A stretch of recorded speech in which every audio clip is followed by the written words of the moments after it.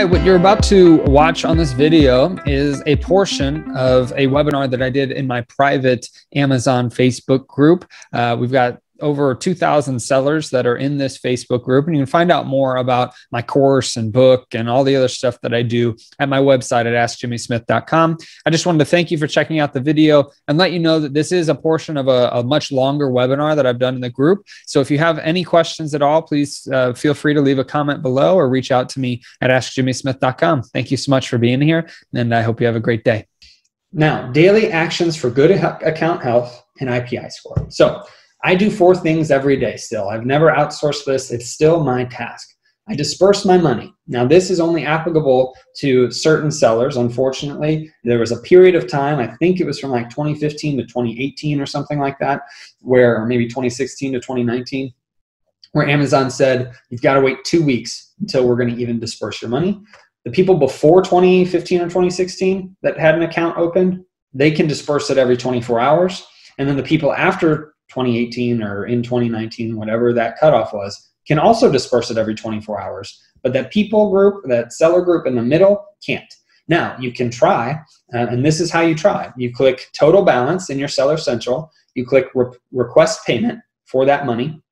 If it's been less than 24 hours since you got a disbursement, so if you've been waiting every 2 weeks and one just posted like 12 hours ago, you're not going to be able to do this. But if it's been less than 24 hours since you got a disbursement, or your account doesn't allow it, so if you haven't gotten one for a week and they're saying, sorry, this account's not eligible for on-demand disbursement, then that's when you're gonna have to wait to pass the time limitation or for Amazon to disperse it at the 2-week point. If you can, if it says transfer and you go through and you click request transfer, then perfect. Now you can wait another 24-ish hours. I actually think it's about 25 because I've waited to like 24 minutes or 24 hours and 15 minutes before, and it said that it did it 24 hours ago. So anyway, that's beside the point. If you can do it, great. If not, unfortunately, I'm sorry. You can try to see if you can get eligible for that. You can open a case. They might not allow it, but that's the first thing I do every day. Second thing I do is I check our account health. So performance, if you go to the performance tab and then click account health, I look for any new issues that may have popped up. You know, there's a whole bunch of tallies there of, zeros, hopefully, that you're looking at. If it's 1s or 2s, then you can address those issues as they come up. And that's where you want to respond to those issues as necessary and as soon as possible. Within 24 to 48 hours, they usually say 48 if it's a major issue. But I try to do it every day so that I don't miss anything. Then I'll check seller feedback. So performance dash, then you click feedback. Try to get all your 3-star reviews or less removed using the feedback manager. You can't open a separate case and try to get this done. You've got to keep it within that feedback section. So you would click for anything 3 stars or less, remove a review, click that yes, it meets those thresholds or those different things that it's asking you about, and it'll tell you if it was automatically removed or not. If it's not automatically removed, then you can click to see the case, and you can reopen that case to try one time, I believe, and see if somebody will actually remove it for you. The way that I do that, and this isn't in here, and people watching, this is a bonus. The way that I do that is I will take a screenshot of the review, and as long as it is legitimately something that should be removed, I will attach that screenshot to the case, and after I reopened it, and I'll say, this product was fulfilled by Amazon. They're talking about, the product being open when they got it, like spilling open. This is clearly a fulfilled by Amazon issue. Please strike through or remove the review. And I attach the screenshot of that feedback because it kind of triggers a person to look at it instead of a bot getting that email. So that's what I do. It's worked for us for a while, knock on wood, but if that ends up stopping working, then, I'll hopefully find something else. But it's worked for us quite a bit lately. So actually for months at this point. So then the next thing I'll check after the feedback, and a lot of these things after I disperse my money, there's rarely things with account health I have to worry about. There's rarely things with seller feedback. So it's very quick. It takes me 5 minutes or less to go through all of this. I'll check my performance notifications to see if there were any, because sometimes our warehouse will click the notification and I'll miss it, or we won't get an email, something like that. So I'll click performance, and then performance notifications, and see if anything new has popped up in the last day. So those are the 4 things that I look at. After that, daily actions for good account health. You should respond to any cases that you have open that Amazon requires your response. Check out your case log if you need to, and then respond to any customer messages that come up. You just want to show Amazon that you're on top of any performance issues and that you're on top of any customer issues and any cases that come up. Those are the things I care about. So yeah. Now, IPI score.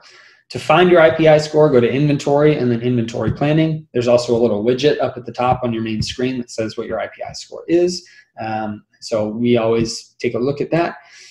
So focus on products or stocking amounts that will sell within 30-day periods, 60 days max. So this is how you can have a good IPI score. You're looking for products that sell pretty quickly because Amazon cares about inventory turnover and not having stuff sitting in the warehouse. That's the point of the IPI score, is to reduce bad products in their warehouses. So you want to sell through those products as quickly as possible.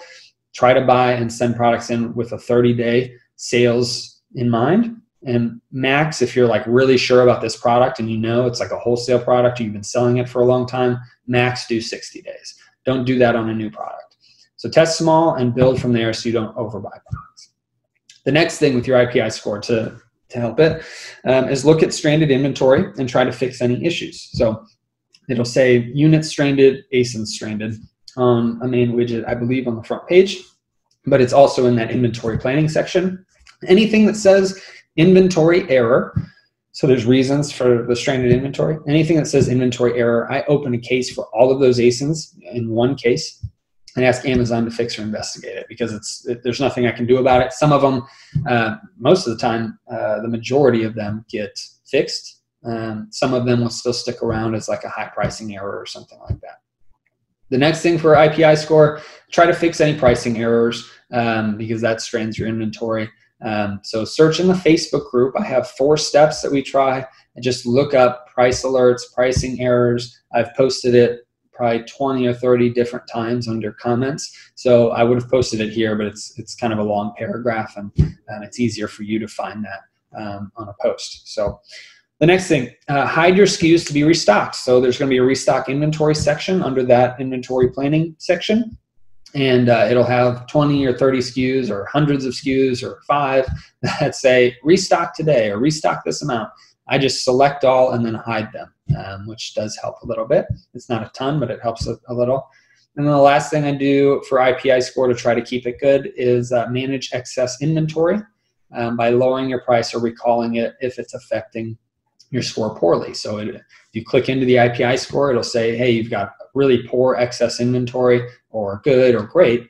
If it's poor or fair, then you can take a look at all of the excess inventory, see why it's not selling. If it's a pricing issue or a competition issue, just click into those and make your determination from there based off of the data. And so, yeah, it's just Amazon telling you like, hey, this is going to be here for 180 days or a year plus because you bought something that wasn't good. And so if you can lower your price and sell out of it, or if you look at Keepa and it's telling you essentially from the data that wait a couple more months because November, this thing sells like crazy every year, you can make your decisions one by one on that excess inventory. Our IPI score as of today was 611. So, just because we're arbitrage and resellers doesn't mean you can't have a great IPI score. I believe it's supposed to be over 400, I think. So if that's wrong, please correct me in the comments. But I'm pretty sure it's supposed to be over 400. So yeah, you just want to keep it over that amount. So.